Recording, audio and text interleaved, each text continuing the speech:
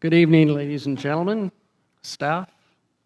I'd like to call tonight's meeting of regular council to order. It's being held and transmitted electronically via the council chambers here at 39 South Shore Road in Lake Cowichan, BC. At this time, I would just like to acknowledge our gathering and our business occurring on the lands of the Subasset First Nation with thanks. And also our thoughts go out to the Subasset people as they deal with an illness of Georgina Livingston, who is currently in the hospital, and I hope for a speedy recovery. So looking for an introduction of late items, I do have one under new business B. Looking for a leave of absence for Councillor Austin for tonight's meeting, please.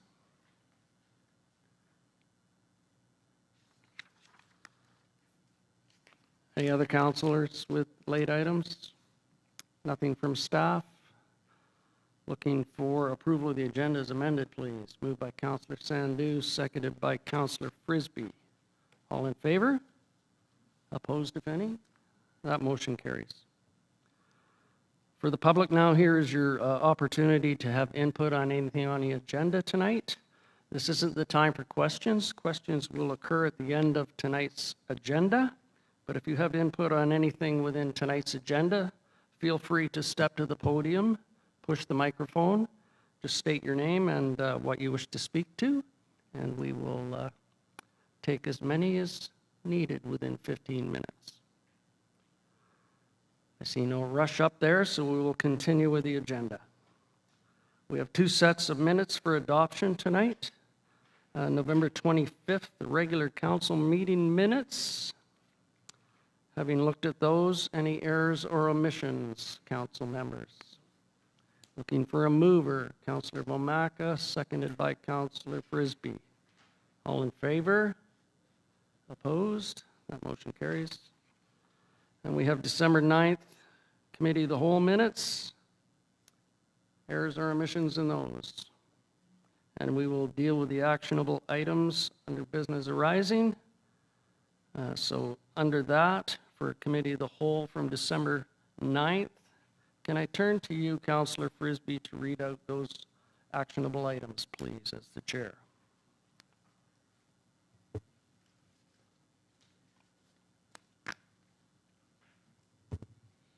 Sorry, I'm just running through them. Correspondence, we received and filed 6 correspondence letters.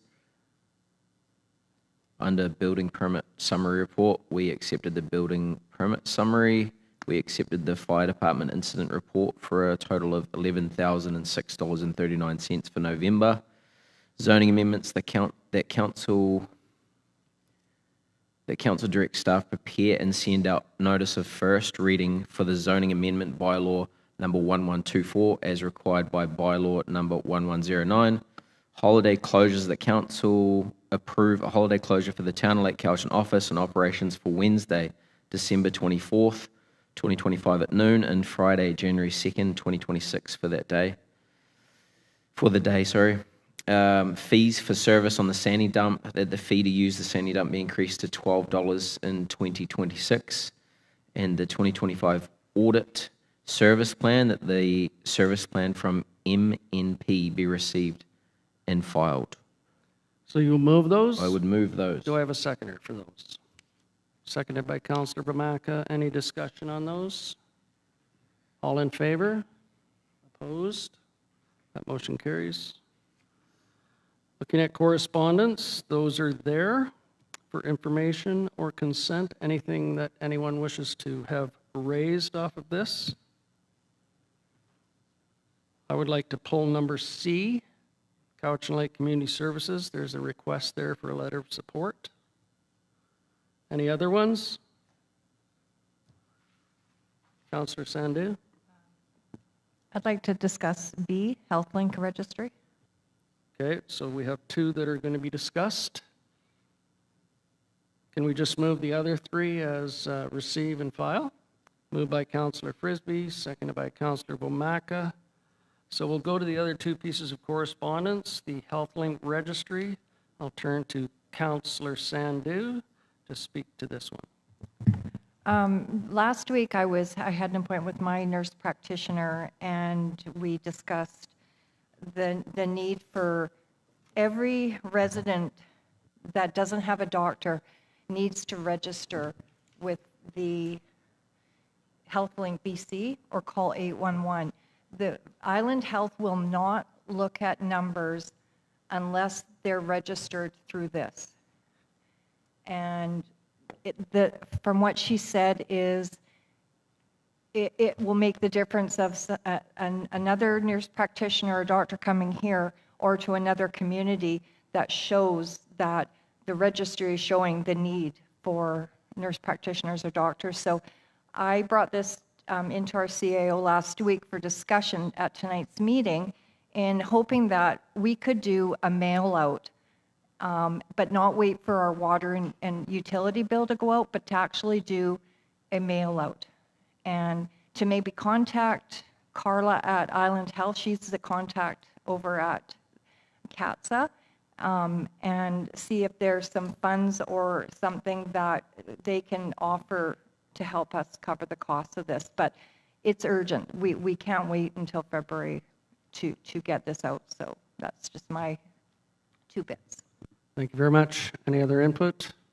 I think we do have a plan moving forward, so we have that up on our website and various other social media outlets, but also there's plans afoot to get that message out to register. Funding is contingent on the amount of people who are registered on the 811 as having no family physician either, or no health care support. Mr. Thomas. Thank you, Mr. Mayor, and to Council. We are preparing to launch a campaign to the public with a staff member who is going to go to designated areas in the community of high traffic to assist members of the public in registering for this particular service through the link. We've had 2 people do it today, myself included, and so we expect that to go live before the end of the week and communicate that out to Facebook fairly quickly. Thank you for the update. Councillor Sandhu. So talking about reaching out to the community is, we don't know how many people have social media. So I'm thinking more for our seniors. And talking with my nurse practitioner, kind of a suggestion was maybe Island Health could have somebody here that could actually help people fill out the forms online.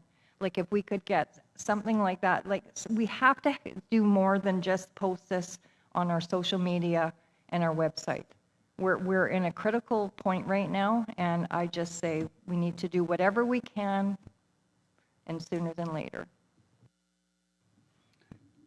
Thank you for that, and that's exactly the model we're pursuing. We're going to have, instead of waiting for Island Health to assign a staff member to do that, we will reposition existing staff in order to support people directly registering online for that service. We have identified several areas, including the seniors facility, to reach out to them and organize an in-person hot desk, if you will, where our staff will be there to show residents, seniors, other members of the public how to register, not just hand them a flyer and say, figure it out yourself.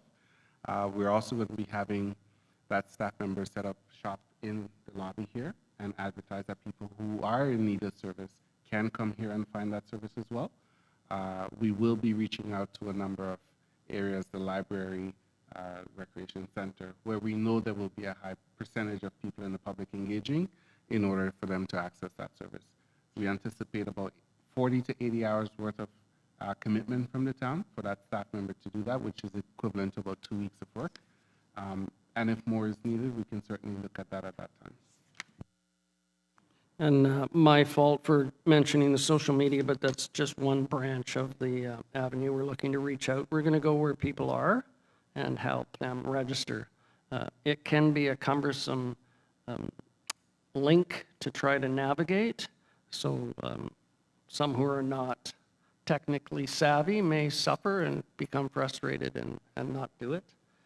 Sometimes the best opportunity is to phone the 811 number and walk through that, but we'll afford them the opportunity to walk them through that with the assistance of the staff person mentioned by our CAO. So thank you for bringing that up.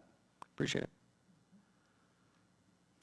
And with that, we'll move on to the Cowichan Lake Community Services. It's a request for a letter of support for Reaching Home funding application. This was received by email to all of us, and it's asking for a letter of support from the town of Lake Cowichan for their application and local governments to address poverty, housing instability, and homelessness in the region. So they're looking for it by tomorrow. 2 days. Today's Tuesday. I've skipped a day. So your support on this would someone like to move a letter of support to community services on the Reaching Home funding application? Yes, please. I make a motion that we. Microphone. Make a motion that we write a letter of support for community services application by Thursday, December 18th. Do I have a seconder? Seconded by Councillor Frisbee. You'd like to carry on? No, I was just going You're to good. say for the Reaching Home Reaching Home funding Family application. Funding Program. Sorry to cut you off there. That's okay. Call the question. All in favor?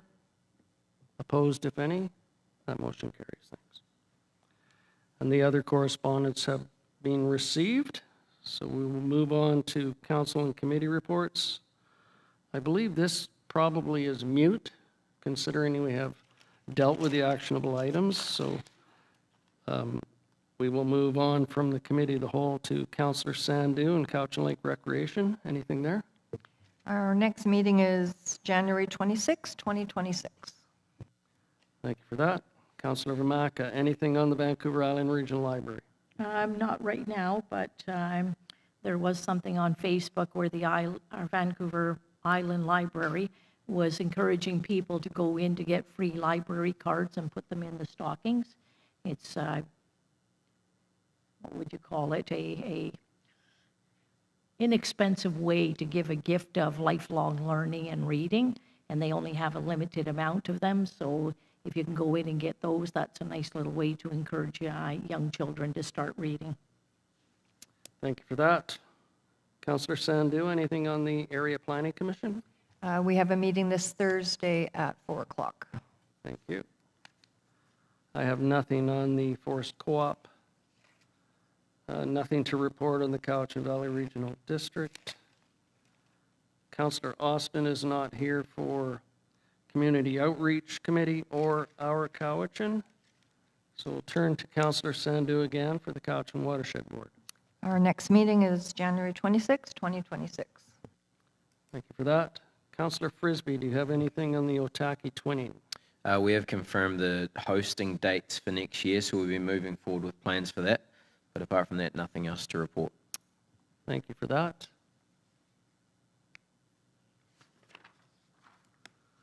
Other reports. We'll go to staff reports. We have a development application, permit application for DP 2025-08. That's on 228 Neva Road. I'll turn to our planner, Ms. Reynolds, for introduction of this. Okay, thank you, Mr. Mayor and Council. So this is a development permit for a fourplex at 228 Neva Road. The development permit pursuant to development permit area number 3 for greenhouse gas emission reduction and for multi-unit and intensive residential, DPA 5. So the lot is 786, just over 786 square meters in zone traditional urban. And because of the size and that it's a corner lot, it allows for a fourplex to be constructed here. So the applicant has provided site plans and drawings, as well as a landscape plan and an image of their building colors. So as far as the zoning bylaw goes, the application, the proposal does meet the zoning bylaw for lot coverage, the building height and setbacks, as well as parking. And Consistency, the application is generally consistent with the development permit area guidelines in that it does have some variation of roof lines, building modulations, as well as different materials, and there's private outdoor space for each unit. One of the things we didn't get as part of the application was a lighting plan, and that's important so that we ensure that the exterior lighting is downcast and full cutoff so it doesn't disturb the neighbors. And then they have included a landscape plan, and as a condition of this permit, they would be providing a landscape bond in the amount of $16,513, and that's based upon their submission of the cost of the plantings and the work. There's a couple of items that need to be addressed prior to issuing the building permit, and it relates mostly to the utilities. A stormwater management plan has got to be prepared, submitted, and approved. The landscape plan does need to be updated to include or to add a garbage and recycling enclosure, so that they've got, when you're dealing with 4 different units, you want to make sure that those containers are contained within a single structure, a little garbage enclosure, so they're not all over the street. They also need a utility plan because some of the utilities, the service to the unit is, because it's a 4-plex and not a duplex, so they need to upgrade some of that, as well as requiring 4 water meters. So those are conditions that would need to be met prior to issuing the building permit. And we did receive a couple of letters as part of the notification, and I think council has received those. One person wrote they were concerned that they're a neighbor to the property, and they were expressing concern about how the development would impact views and thought that it might be too tall, but it does in fact meet the zoning bylaw for the height. Also concerned about the size of the lot and the size of the building, that it was too large, but again, it's less than the required lot coverage. The lot coverage, I think, is 50%, and it's less than that. It's less than 40%. And parking as well, it meets the minimum requirements for parking as two parking stalls per unit. And another a neighbor expressed concern, asking if town had anything to say about the contractor who was doing the work, because they were concerned with a contractor on another building that created a bit of a mess. And so this is something that we'll be looking or conditioning as part of the building permit to make sure that they've got some sediment and erosion control in place, and that they're taking care of the sediment and so on site.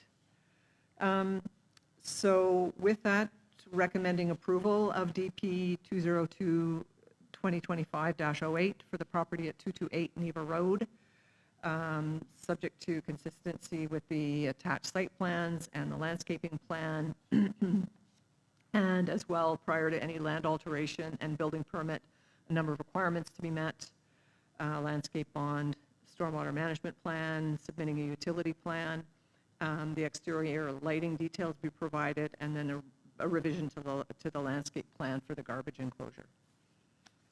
Thank you for that. Any questions on this one? Councillor Frisbee. Yeah, it's a unique property because the front lot line actually butts into a neighbouring property. Is there any concern on that, on the east side, that the functionality of those parking spots that are surrounded by that boundary property are going to be functional? Sorry to spring that on you. Sorry, I'm just going to grab the site.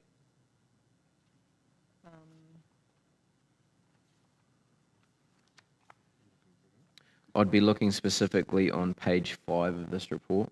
Can you bring page 5 up, Ms. Roach? Well, the unit, I mean, the side yard there is 4.5 meters, but then they've got portion of the building that would also be fronted, so it could accommodate, I mean, it can accommodate a parking stall. There will be some As far as the movements, they're not necessarily going to be the easiest It's not movements. going to be easy, yeah. Yeah.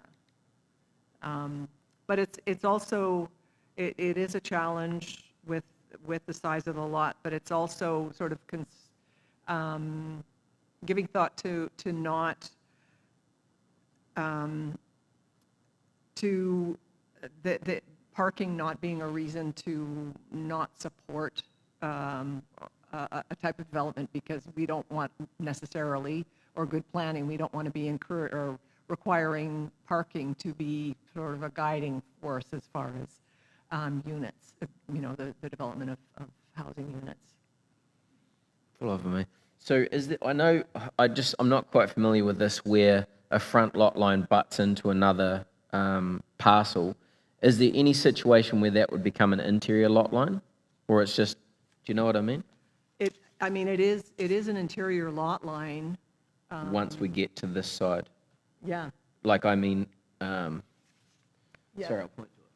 Yeah, these are, that would be, right, yeah, that would be an interior lot line, and this here would be a rear lot line for this lot. Yeah. Okay. And yeah, just on that, I understand people's frustration with the density and the height and the parking and everything, but we're in a climate where we've been made to set some density goals, and everybody wants housing, but they don't particularly want it in their backyard. And I'm dealing with exactly the same thing, so I know what they're talking about. But as far as a council process, I mean, the codes are what they are. Zoning. Thank you for that. Any further questions? I do have one. Within the R3 regulations that we are changing for duplexes within the R3 zone for setbacks, this would not apply to this fourplex, would it?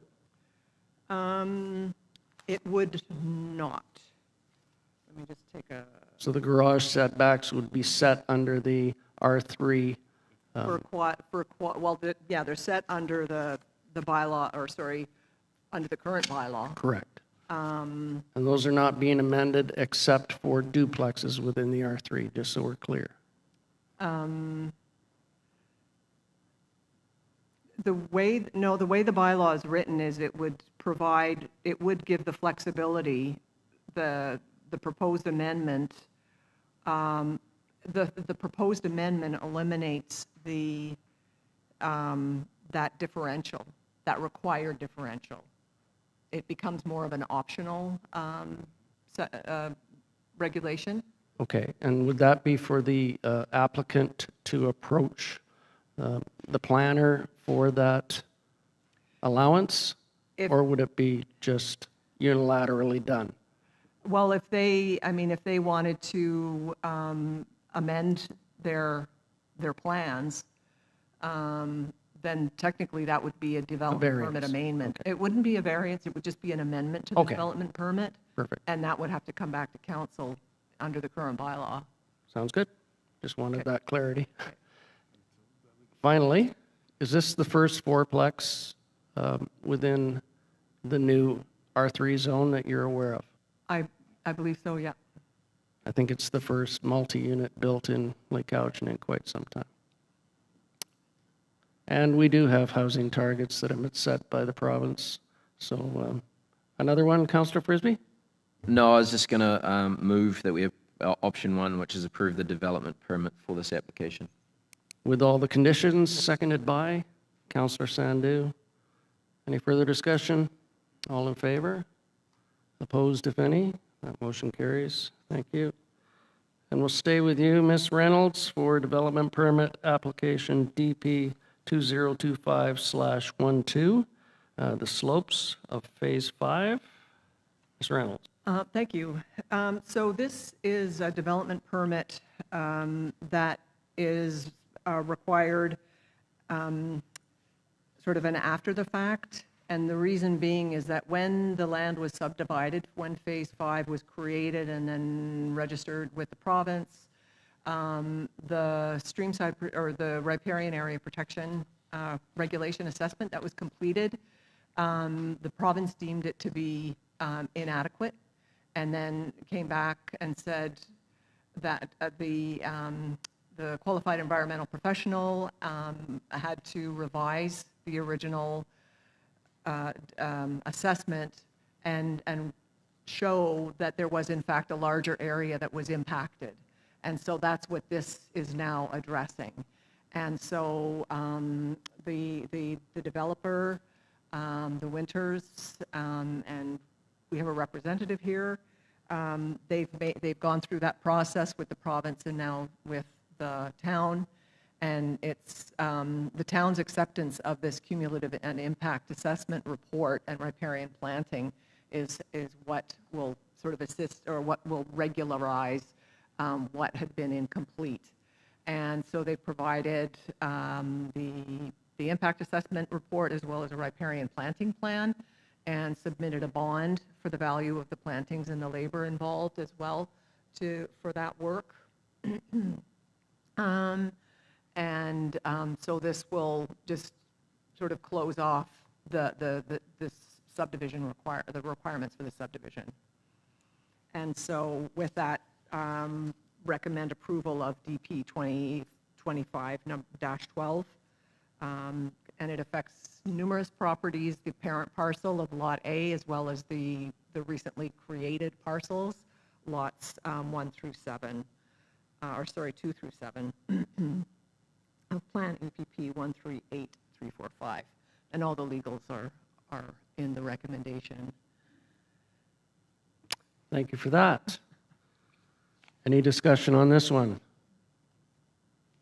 Do I have a mover for the recommendation? Councillor Frisbee, seconded by Councillor Sandhu. All in favor? Opposed, if any? That was the recommended option for approval with those conditions. You're good with that? Okay. I'll call the question again, just to be clear. All in favor? Opposed, if any? That motion carries. Another development permit variance application, DVP 2025-09. This is for 38 Prospect Avenue. Again, Ms. Reynolds. Okay, thank you. So this is, we're looking at a development variance permit for the property at 63 Prospect Avenue. So the property owner, there's sort of two parts to this. The property owner is requesting a variance to build a accessory building or garage, and that's the request to vary the bylaw is related to the front yard setback, in which the requirement is to build it to 6.1. They would like to build it to 1.3 because they want to rely on an existing foundation. So another element of this is that they've got a storage container that they would like to be housed in this accessory building. So as far as the variance permit request, this is a dead-end road, and they're proposing to use the existing foundation, and as a result, there was consideration to recommend approval of the variance. Now, there's also the piece of it that relates to the storage container. So the issue was brought about as a result of a bylaw complaint, and so our bylaw enforcement officer acted upon that. And now the thing is even though the proposal is that the storage container would be contained within the accessory building, storage containers are not permitted in the zoning bylaw. There are there's one property that has been granted a site-specific zoning to allow for it, and that's the Paulson School on Grosskleg Way. So, the bylaw clearly does not restricts the use of storage containers in the town. Now, recognizing that there are a number of storage containers in town, and so that hence the number of sort of options that are provided for council's consideration to address both the variance request and the storage container that is there. We did receive one letter from a neighbor, and they were in support of the request. They had no issues with it. My recommendation was to approve the development permit, the variance permit, and require the property owner to remove the storage container, and also to direct the planning department to include a review of the use of containers as part of a larger zoning bylaw review that we would anticipate happening sometime next year. That is my recommendation. If you have any questions. Thank you for that. Anyone like to move that recommendation? Get it on the floor. I will move it to get it on the floor. Do I have a seconder? Seconder, Councillor Frisbee. Yeah, just in regards to this property, obviously we have setbacks to allow for parking. So if we're going from 6.1 to 1.3, obviously we're limiting parking. So for anyone who's viewed the property, there's over 20 vehicles on the property. So reducing that setback, even if it is to create a garage space, is going to nullify that.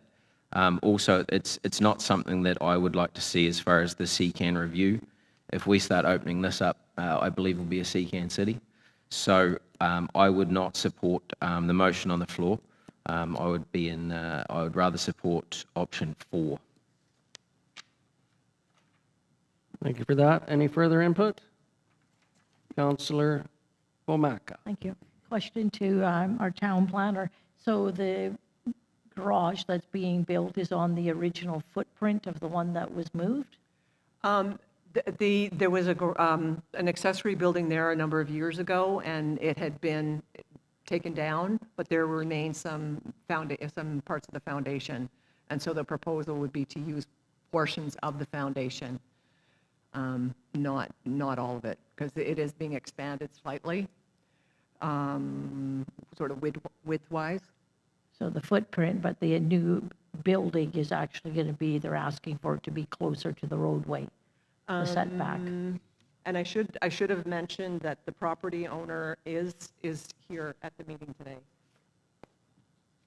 But let me just take a look at the plan to confirm, because I guess what I'm asking is what was the original setback on the building that was there?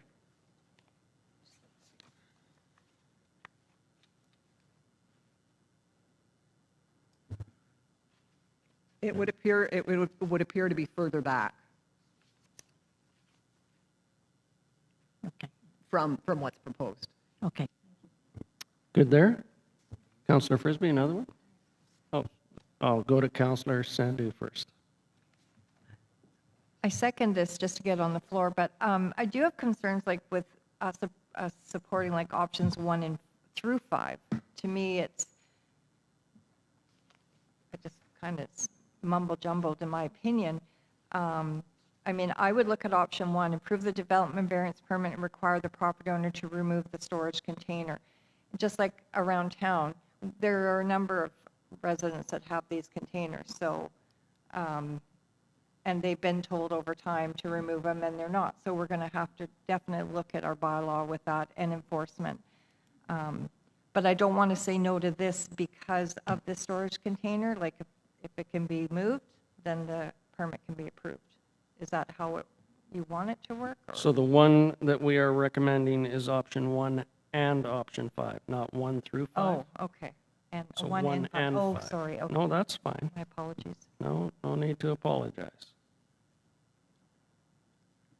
Is that clear as mud? Thank you. Councillor Womacka. Just a follow-up question. So this one is to decide on the development variance permit for this location only. Should they not be split up separately, option 1 and 5 as a council review down the road? Yes, council reserved the right to consider any of these options or its own option that it wishes to direct us. So even for option 1, you can consider the question of the development variance permit by itself. You can consider a second question of what happens with the storage container. You have a lot of flexibility, council. Okay? So No how follow-up? would it have to be a motion to? We have a motion on the floor, so Okay. you would have to defeat this one that is on the floor and move whichever option you feel is appropriate for this application. Councillor Frisbee, I seen your hand twitching. You have anything? Are you? It's a natural Kiwi thing, is it? Sorry, that was uncalled for. Okay, any further discussion? So the motion on the floor is to approve options 1 and 5. I will call the question. All in favor of that? Opposed? That's Councillor Frisbee, Councillor Omaka, and Councillor Sandu. That motion fails. So is there another option on here that someone would like to move? Councillor Frisbee. I'll try it. I'll go option 4, which is deny the development permit for this application and begin enforcement action regarding the container. Do I have a seconder for that? That dies on the floor. Any further options? Councillor Sandu. Sorry. I move option 1 to approve the development variance permit and require the property owner to remove the storage container. Do I have a seconder for that? Seconded by Councillor Ramaka. Discussion on this option. With the That'll removal. come later. Oh, sorry. And how do we sever 5? We deal with this one first. First, okay, just the option 1. Yes. Okay. So option 1 is on the floor. Any further discussion on approve the development variance permit and require the property owner to remove the storage container? Councillor Frisbee. Yeah, just by approving this variance with that setback, like I've said before, if we've got 1.6 there, I realise it is a garage that we're building, but at the moment the applicant is reliant on street parking. So there's a number of vehicles that are on the street as well. So that is where I'm coming from. If we have a proper setback and then a building is built, obviously it comes at more cost, but that is more, functional as far as what we're trying to achieve in most of the zoning that we come across this table. Thank you for that. Further input? I will call the question. All in favor of option 1? And opposed? That motion fails. Let the minutes show Councillor Frisbee and Mayor McGonigal were opposed. And as a tie, under legislation, the motion fails. Are there any other options here you wish to speak to? Not yet. We'll give you an opportunity at the end, sir.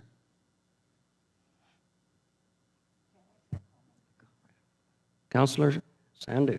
So are we basing not to support this because there's other CCANs around town and we want to get that under control first? Like, is that what, I'm not really directing at Councillor Frisbee, but is that what your concern is? I think Councillor Frisbee raised the setback Setback. and the allowance of parking within the property lines that are set within the bylaw, zoning bylaw and setbacks. With that 1.6 meter, that would not accommodate on-site parking, I believe is his. I don't want to put words in your mouth. Is that, you can, so? Yeah, just on the CCAN, like I realise there's a number of CCANs around Lake Couch, and that's always been my question is why we're not enforcing it. I know that in the past we've had patchy bylaw enforcement.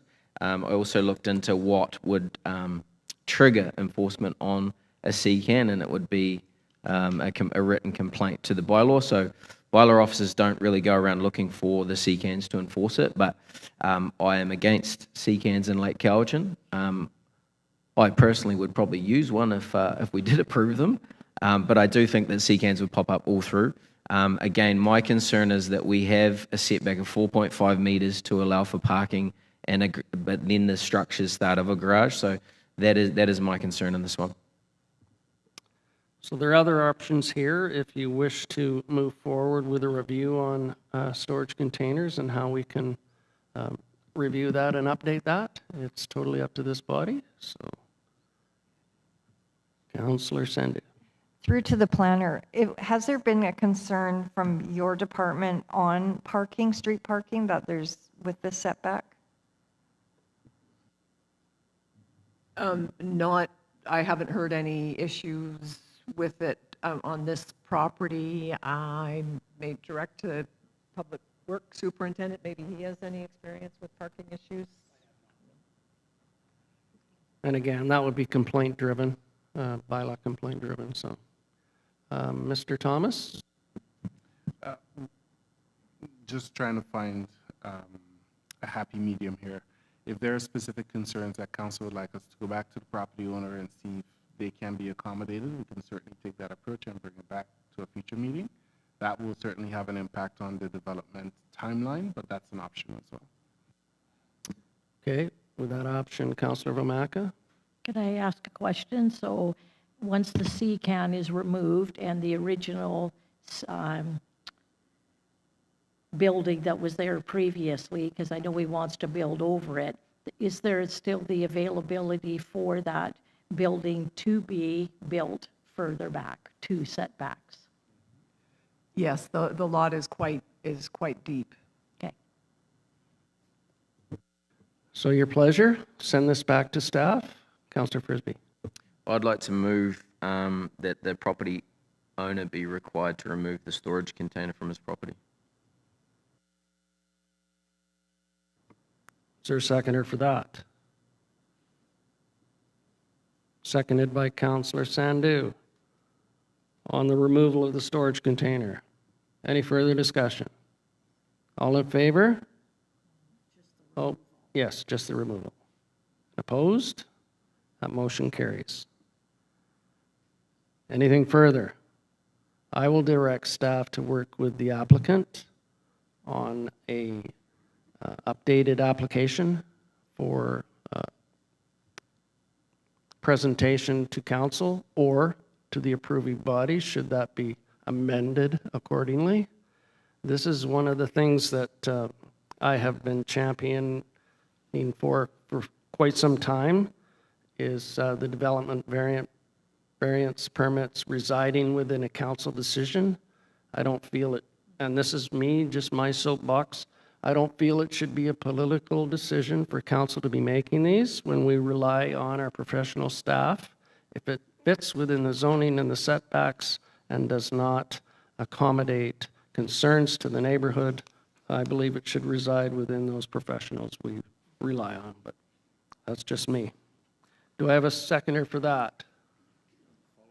Yep, you can. And seconded by Councillor Sandhu, that we have the applicant work with staff on an updated application. Mr. Thomas first. I just would like some clarification. What aspect of would council like us to work on, and to what degree? Like, what is council hoping the outcome is of this review? I think we're trying to accommodate the setbacks that are currently within the zoning, if I'm correct, Councillor Frisbee, and I'll let you follow up. So just following up, if there is an allowable space within that property to accommodate the setback on the application. Councillor Frisbee. Just for clarification, so there's a motion on the floor, is that right? That we're directing staff to about the process of this? Is that correct? Just a direction to staff to work with the applicant But on... when you're speaking about how this shouldn't reside at the No, council table? this was just the statement. my soapbox. So, yeah, so just going back to the soapbox, I think that this is one that should come to council because it does, the setbacks aren't as required, and then also it's got that CCAN aspect to it. So I agree that some of these should be pretty straightforward, but this is one that I think should end up at the council table. No, absolutely, and I don't disagree. I just think as they have come to this table in a multitude of ways, I don't think most of them should have been with us. Okay, so I will call the question on the applicant working with staff. All in favor? Well, I'm going to call the question anyway. All in favor? Opposed, if any? That motion carries.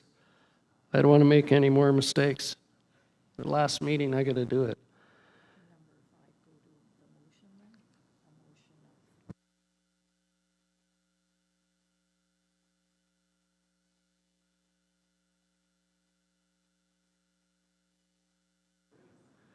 I think that's rain and not the heat pump, right? Okay, and we have one more development permit for 340 Grants Lake Road. Is that you again, or Mr. Thomas? This one is me.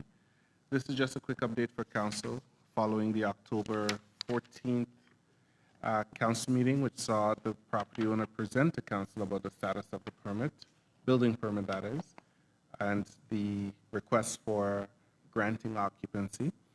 So as council is aware, there was a bit of a delay in granting occupancy to the single-family dwelling and associated covered parking structure, which has been in the works since 2022.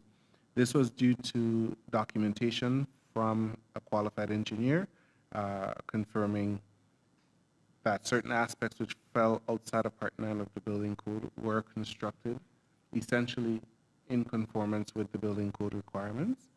We have since received that assurance on November 21st, 2025, and on November 26th, 2025, occupancy has been granted to the property owner. There is still outstanding, one component outstanding on this project, which is the completion of the covered parking. The building permit remains valid until August 16, 2026, after which, if that project is not completed, they will have to reapply for that particular aspect of the project. We're sharing this with transparency to close off the file with council. And again, this should move forward smoothly unless something else comes up in the future. Thank you for that. So the recommendation is that council accept this report as information. Moved by Councillor Frisbee, seconded by Councillor Vomaka. Question? Absolutely. Maybe not question, but statement. I just want to thank staff for the efforts on this project. I know there was a lot of pressure and attempted political pressure on this property to get this over the line. So I want to thank everyone for their work on this. I know it did take up a lot of time, but thanks for your efforts on this. What he said.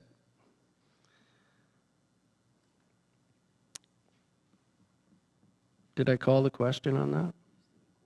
I will now. All in favor? Opposed, if any? That motion carries. I can't go rewind on the video. So we have some bylaws here. The council remuneration expense and training and development bylaw. Who would like to introduce this? Mr. Thomas. This, thank you, Mr. Mayor. This is a continuation of council consideration for the council remuneration bylaw. This was brought forward in the November meeting. First and second reading was granted. We do have to amend the last pages, which reflects October, which will be an incorrect reflection.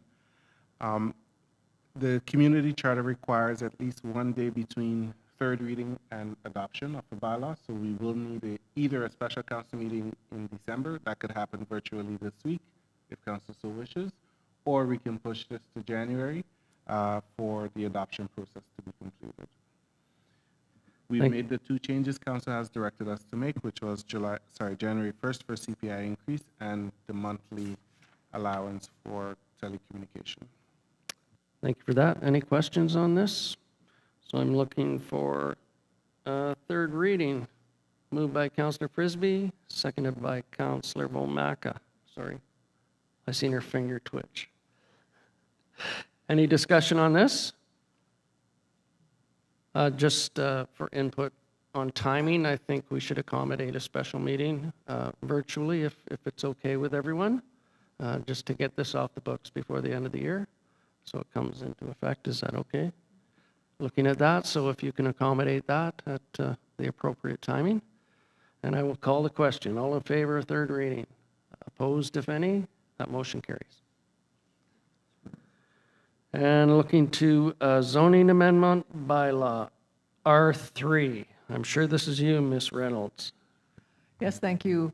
So this is just moving it really from committee of the whole where it was, and then recommending it to move forward by council. So we will have to notify for, as directed to builders and developers and also people who made application previously, or for the variances back in May for this, so that they're aware of the proposed changes and can provide comment if they feel so inclined. We intend to be bringing it back to the January meeting, January 27th, I think it is. So it was moved first time at Committee of the Whole, was it not, or just moved to this meeting? No, it was because of the nature of the bylaw, we have to notify for first reading. Correct. Because there's no public hearing, because it's related to residential use. We're prohibited from having a public hearing, so we have to notify at first reading. Correct. Mr. Thomas. I was just going to add, recommendations from Committee of the Whole are recommendations until ratified, and they got ratified tonight. Thank you for that. Any action required on this? Not at this time. We'll wait till January. That's correct. Thank you very much. Finally, fees and services bylaw. Is that Superintendent, Mr. Thomas? Do you want to tag team this? We will. Let's do that. Okay, so proposed amendments to the fees and charges bylaw. Oh, yeah, sure. I didn't mean to. I just want to introduce this piece. Fees and charges are an important part of the financial health of a municipality. Every municipality, or should at least have one, to my knowledge, most do. In saying that, fees charged by the municipality should be covered by a bylaw. Period, full stop. Before you, we have a fees and charges bylaw in place, but before you is a proposal to amend some of the fees and charges that we have for various bylaws, whether it be development, whether it be services at the front counter, whether it be, example, landfill, you name it. In saying that, we as staff, management has commenced a review, a detailed review of several of the fees that we have on the books. We have done some comparative work with other municipalities to see what is out there. And we are proposing some updates to the fees and charges bylaw for the town of Lake Cowichan. And I would like to invite our planner who was part of those discussions to walk us through the different schedules that we are presenting tonight.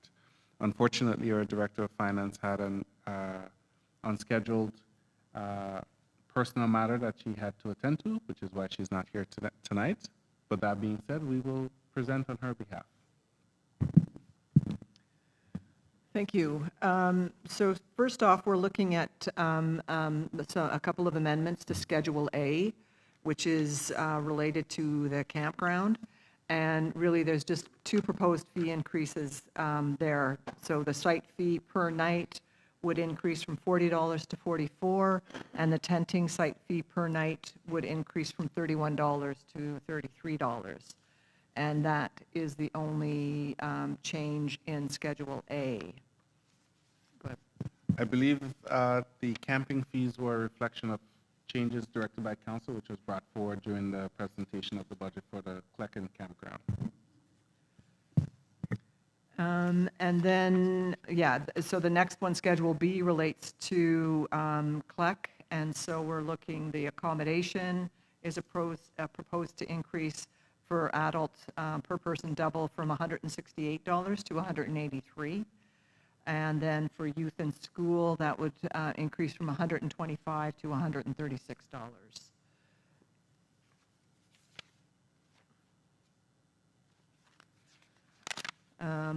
The next, Schedule C, I think there are no proposed changes to, or sorry, there are some of the minor changes against the sales of some of the maps, zoning map, OCP map, town street map, an increase from $31.50 to $34 per. That's the only change there, I believe. And then the next one is Schedule D, which relates to some of the land use permits.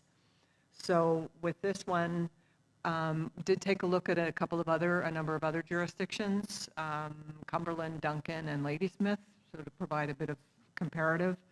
analysis. And so the subdivision application fee is proposed to increase from $350 per lot to $500 per lot. The other jurisdictions typically with subdivisions charge a base lot and then an additional fee per lot. So these fees are generally consistent with what certainly Ladysmith and Duncan are doing. The bylaw doesn't include any provision or any application for a subdivision review, a PLA review extension or an amendment to that, and so we've added that as a new fee for $500. Phase strata development proposed to increase from $500 per phase. Well, actually, currently as written, it's unclear. It's just a flat fee of $500, but proposing to go to $600 per phase. OCP and zoning amendment applications proposed to increase from 2,500, or sorry, no, so the rezonings remain at 2,500, increase the OCP amendment application from 1,000 to 2,500. But we are suggesting removing the application fee for bed and breakfast rezoning, given that the process is the same regardless of the change of land use. And so we removed the specific requirement for a bed and breakfast application fee. What we did add is where there's a combined OCP amendment and zoning amendment application, that be $3,500 instead of the 2 times $2,500, which might otherwise be charged. A development permit amendment is currently not in the bylaw, so we're proposing a $150 fee for that, and also for the temporary use permit, proposing to increase that from $850 to $2,500. And Are you okay for questions throughout? sure. So on the TPU, from 850 to 2,500, is that considering the workload for those? Is that part of the increase? Yeah. It's considerable work to accommodate the investigative process for that, the Yeah. advertising, et cetera, et cetera. Is that the rationale? That's right. Yeah. Thank you.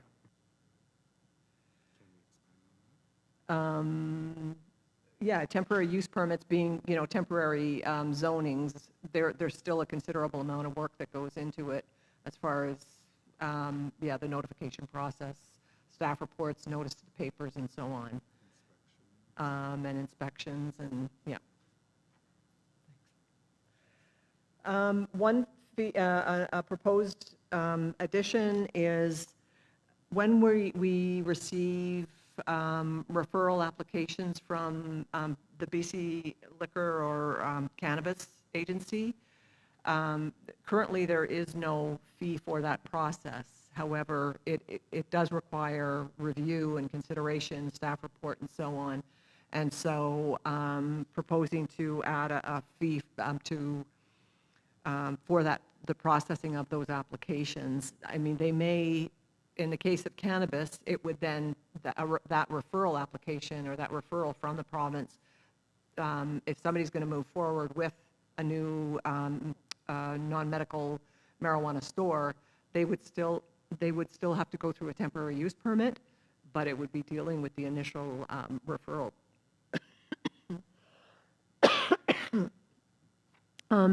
Another application that isn't currently there is related to making amendments or discharging amendments to or discharging of restrictive covenants and the statutory rights of way. Again, so that there's no fee currently for that. And again, with something like that, there's a considerable amount of work associated with it in terms of doing some of that historic research and then, presenting to council and making changes with land titles and so on. And then at the bottom, the proposed change from for the landfill permit from $50 to $100. And again, that's not for a community landfill, this is for a property? Like for soil deposit within a property? I'm a little bit confused by when I see landfill, I think of Cache Creek. So I'm wondering about the terminology, whether it should be soil deposit.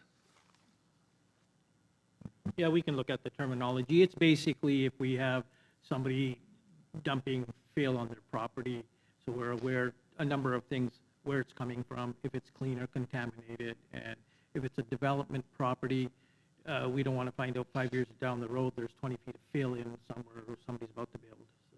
So perhaps looking at the terminology as a soil deposit fee. So we don't have a landfill. We use Rabanco. Sorry for that. No, not at all. And then Schedule E, yeah. So Schedule E, there's a new section, the private use of parks and public space. That currently doesn't exist in the fee bylaw, so those fees are new.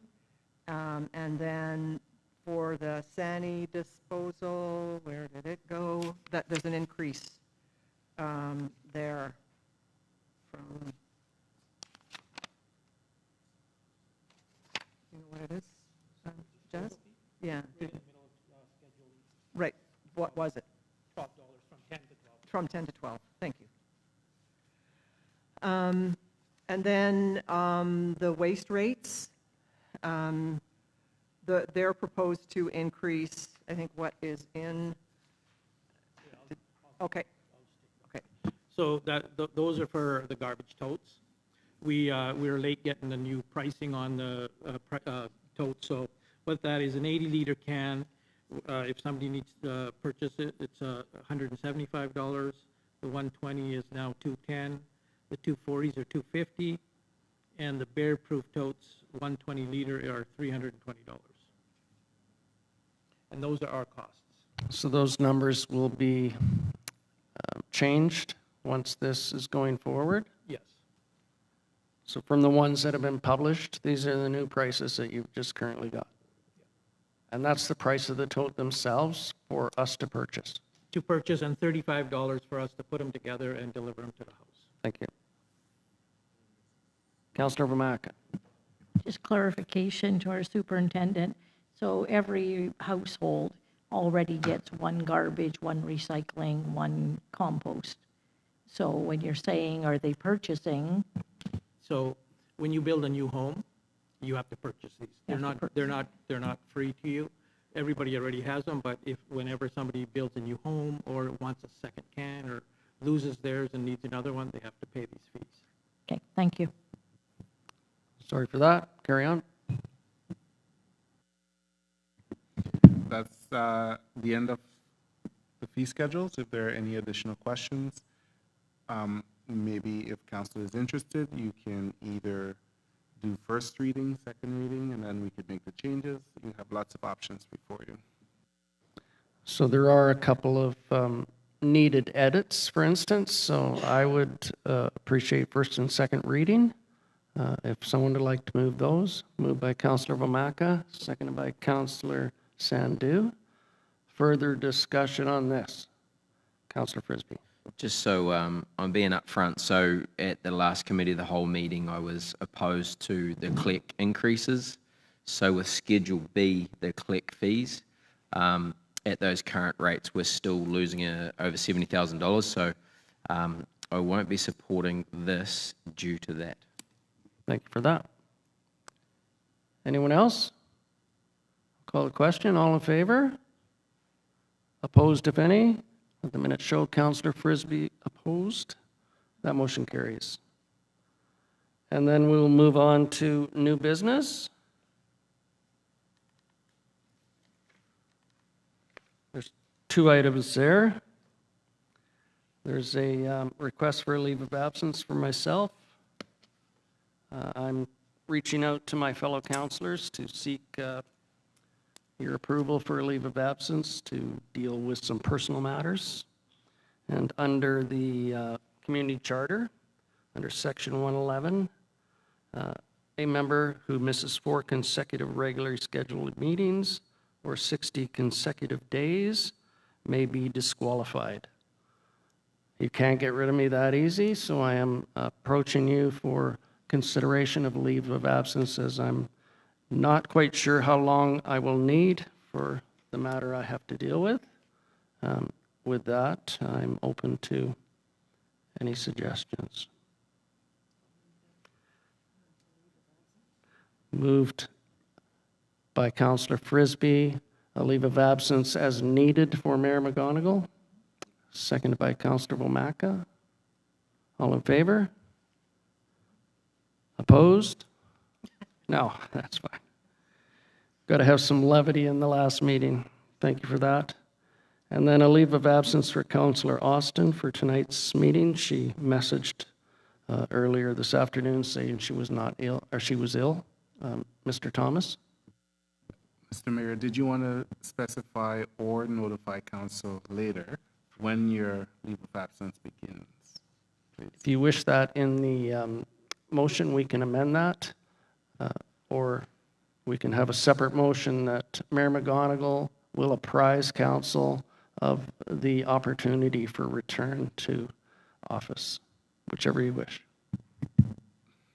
I would actually prefer a second motion or something that tells me when the clock starts for those 60 days.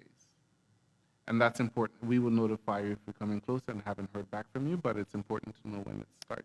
Because right now it could be interpreted as... So my timing would be December 31st. I would seek for the start of my leave of absence and to go 60 days from there and update it as required, if that suffices. That's on the video and on the minutes. I'm sure we'll get that recorded. Is that good? Thank you, sir. Thank you. Sorry I didn't include that. And for Councillor Austin's, did we vote on that one? All in favor? You moved it. You seconded it. It's warm in here.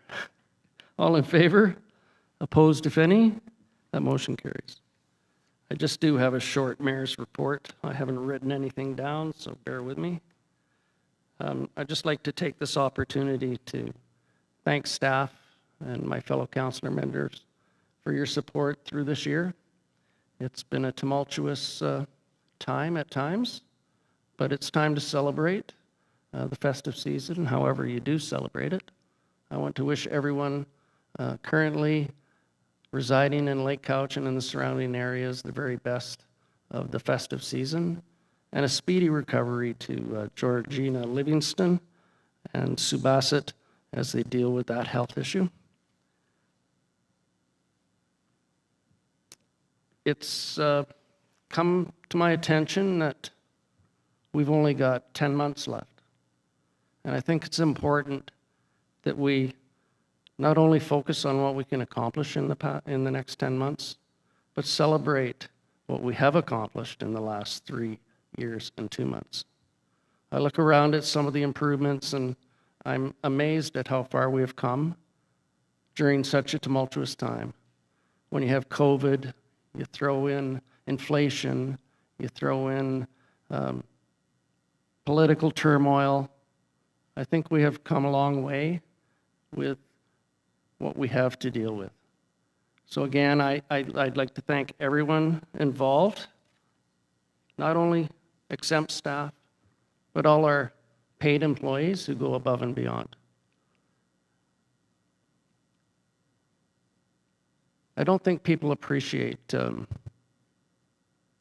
work involved when you are a mayor or a councillor in a small community. You're under scrutiny 24/7. You're on call 24/7. You're not here to make friends because it doesn't matter what people think of you. It's none of your business. But we all do it for the right reason. We love our community and we want to leave it better than when we started. So I extend my thanks to everyone for helping us get to where we are today. Thank you for that.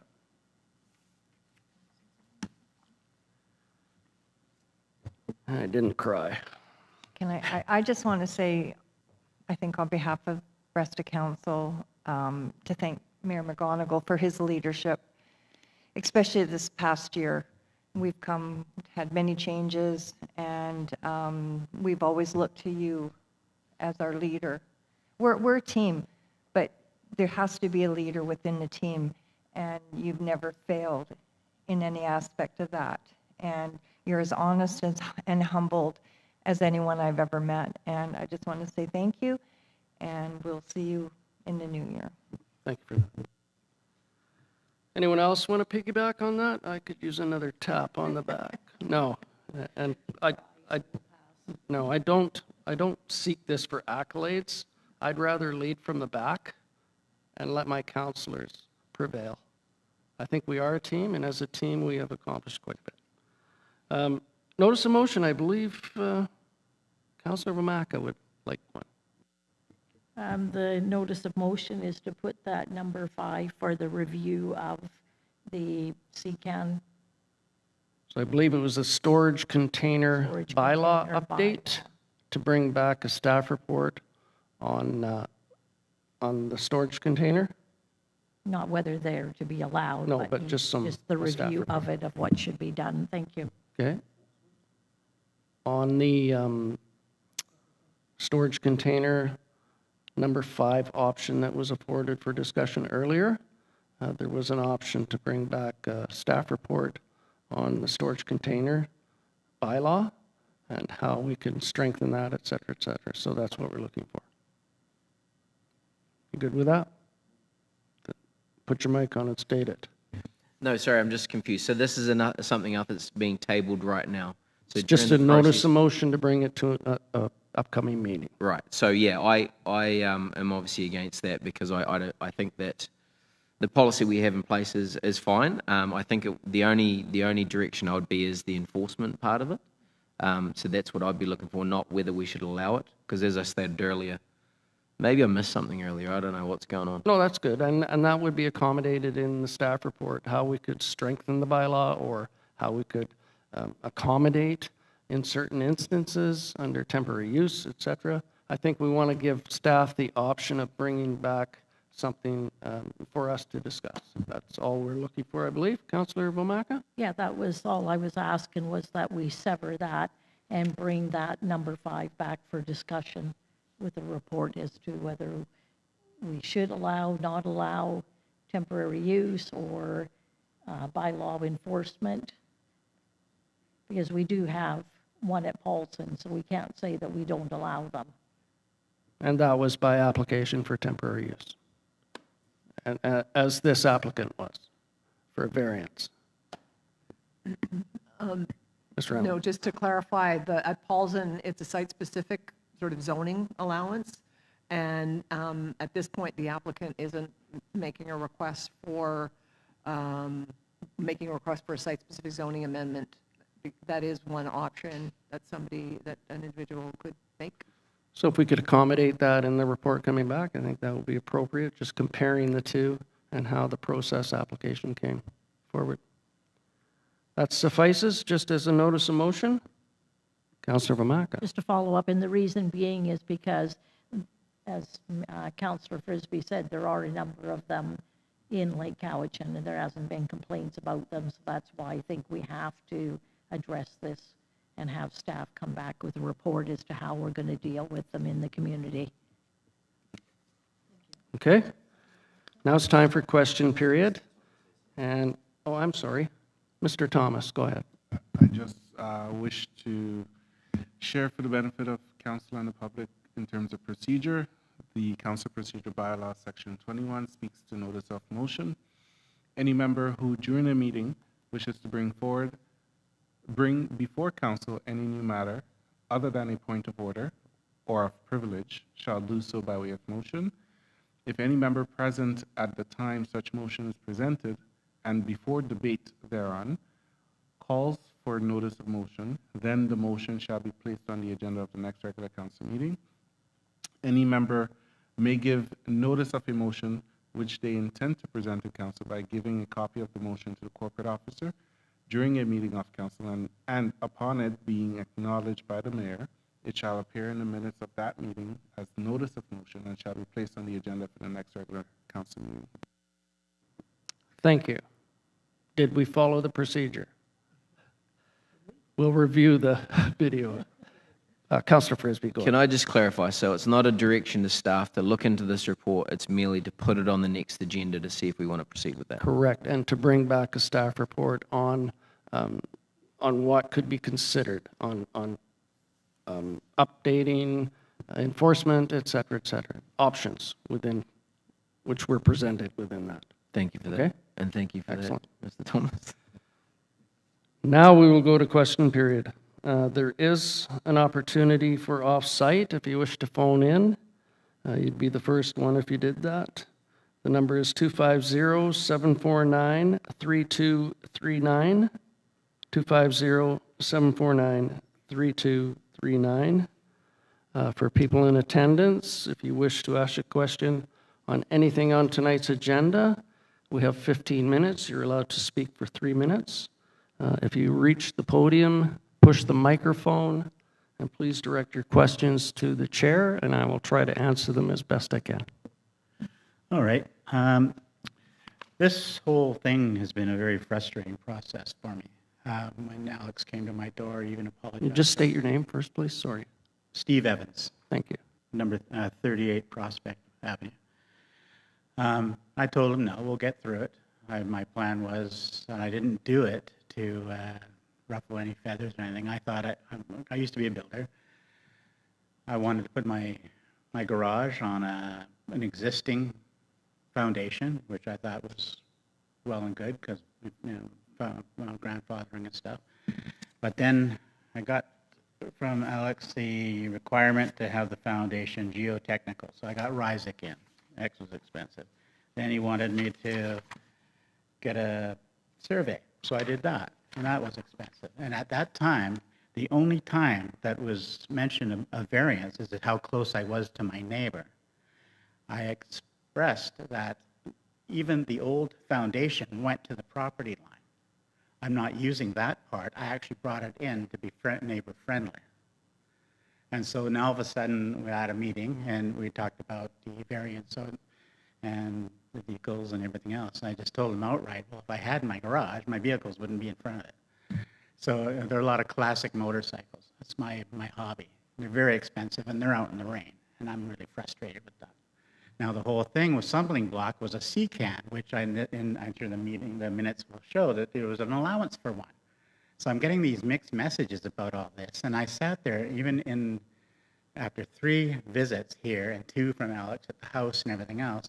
The first time I heard about the variance issue was when we met. And I was totally ignorant of it. I just figured, okay, I'd follow the foundation line. Well, the foundation on the area that's concerned isn't even shown on this because they stopped right where I was using it for what is now an existing building. I have a garage there, an unfinished garage.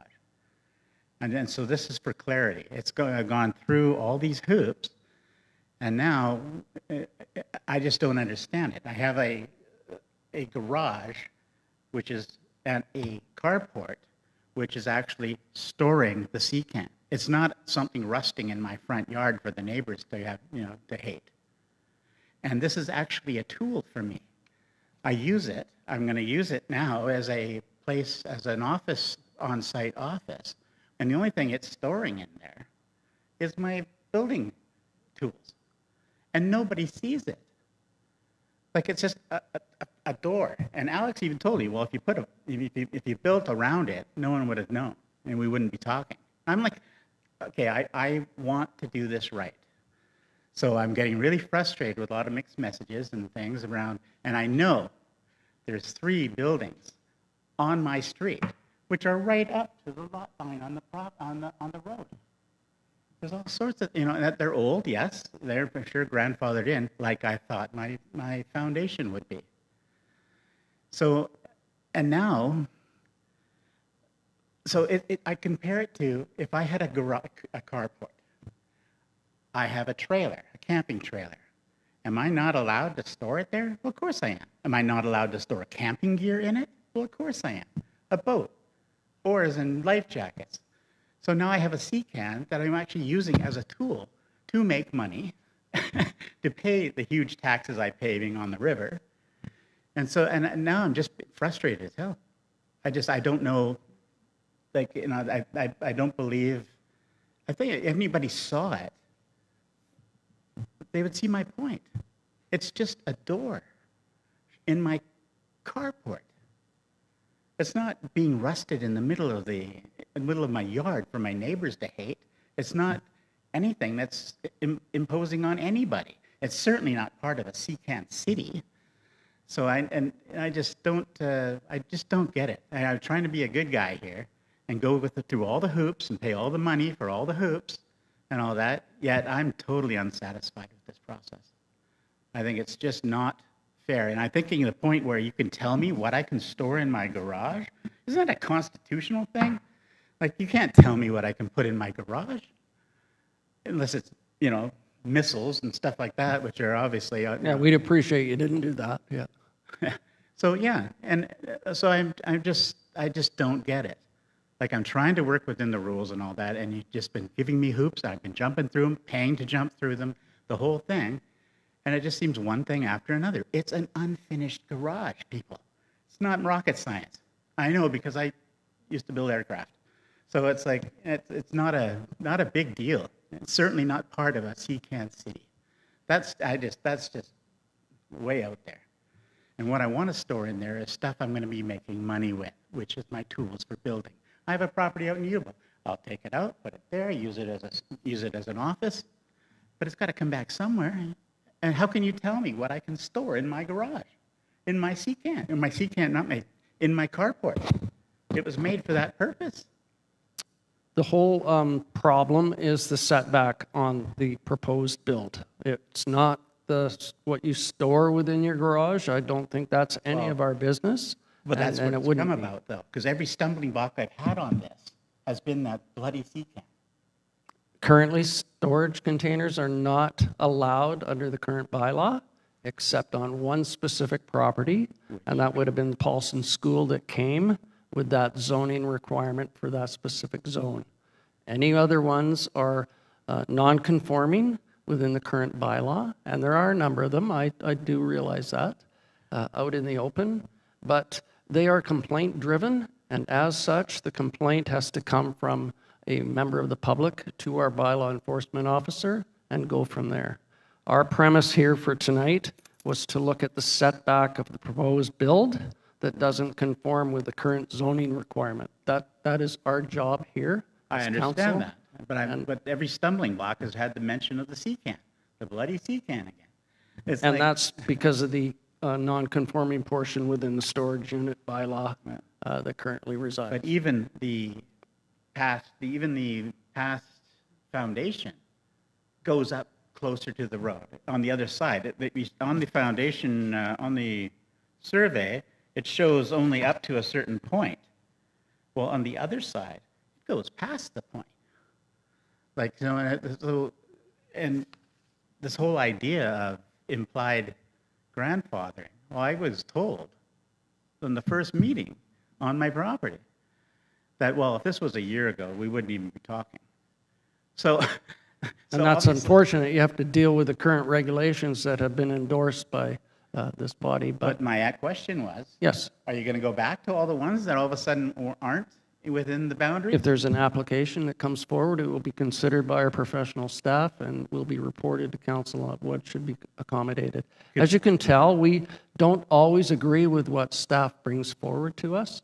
We represent the community as a whole, and just because staff decides that they recommend to approve it does not mean that this body automatically rubber stamps it.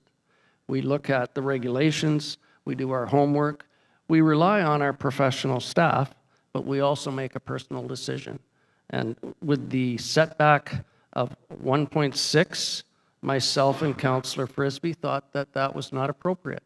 I'm hoping that with the direction that we have given for staff to work with you on trying to find an answer, that there will be a resolution to this, and I hope you will reach out to our CAO and the planner. The to see- only one I can see is I take a chainsaw to 1.5 meters of the building I already built. Well, I hope you don't do that, because you'd have to take Well, I'd that have out of the storage container to use it, but no. We don't care what you put in your storage container as long as it's not missiles. As long as it's what? Not missiles. Yeah.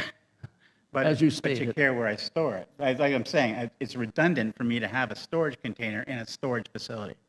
For me, it's a tool. No, But I we use- understand that. Can I just clarify the CCAN city that you keep referencing? Yeah. So I'm not saying it's currently a CCAN city. I'm saying if we open the door to people being allowed to have CCANs on their property, I imagine that this town would have a lot of CCANs and become a CCAN city. So I'm not saying it's currently that way. And I understand that you've got a shelter and you're putting a CCAN in it. So who are we to say that you can't put a CCAN in it? But at the same time, we've had that before as well. So where people have had CCANs and built around CCANs and made them part of the structure as well. So that's something that we don't want to have, that I don't want to see in Lake Carlton. Okay, and with that, then are we going to get, the public going to get a history of why that became a bylaw? Because there's got to be a mead line. There's got to be a middle line. I understand a neighbor not liking a rusting sea can in his neighbor's yard, but I cannot understand. These things are stacked on the ocean going 9 high. There's no structural issue. So when a sea can is not a sea can, is it because now it's a part of a structure? You got to have some allowance for some of the things that are just out there in the other communities and everything too. Like that's got to make sense. And hopefully staff will bring back some of those considerations for us to deal with. But under the current regulations, unfortunately, it's the setback that was the drawing card for So us on this application. Then I ask now, what is my, this was a variance for that, but the sea can issue came up today. So so that's what I'm addressing as well. So what now is my route to get the variance for a building that's already there without taking a chainsaw to it? I believe if you work with staff, we can find an answer. I don't want to put staff on the spot to answer a question now, but I'll turn to my CAO who has his mic on.